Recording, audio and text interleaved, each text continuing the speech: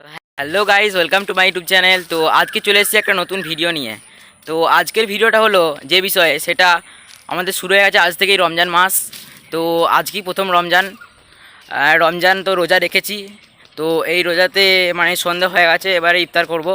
তো ইফতার করার জন্য দাঁত মাজার জন্য একটা দাঁতল কাটতে এসেছি। তো সেই দাঁতল কাটতেই যাচ্ছি, আমার বন্ধুরা আছে ওখানে। তো চলো দেখি কি হয়।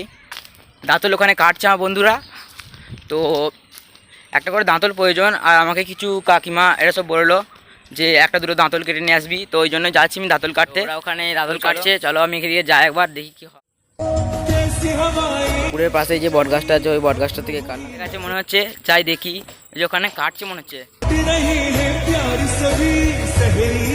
কিছু কিছু মানুষের যেমন ভুল ধারণা আছে, সেগুলো ভাবলাম তোমাদের সঙ্গে একটু আলোচনা করি।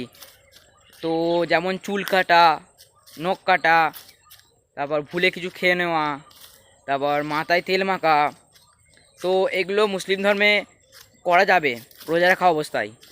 ভুল করে খেয়ে নিলে কিছু হবে না, কিছু হবে না। এটা আমার থেকে ভালো অনেক হুজুর আছে ইউটিউবে, তোমরা দেখিও। রমজান কাল কিন্তু সবাইকে রোজা রাখতে হবে ইনশাআল্লাহ। এগুলি হচ্ছে দাঁতল আমাদের, এই যে এরম সাইজে। আমরা ওই 15-16টার মতো দাঁতল কেটেছিলাম, তাতেও হয়নি। তো আরও কিছু কাকিমা বললো যে দাঁতল আবার কেটে নিয়ে আয়। তো সেই জন্য আমরা আবার দাঁতল কাটতে এসেছি। তো ওই যে ওখানে আবার দাঁতল কাটছে ওই যে।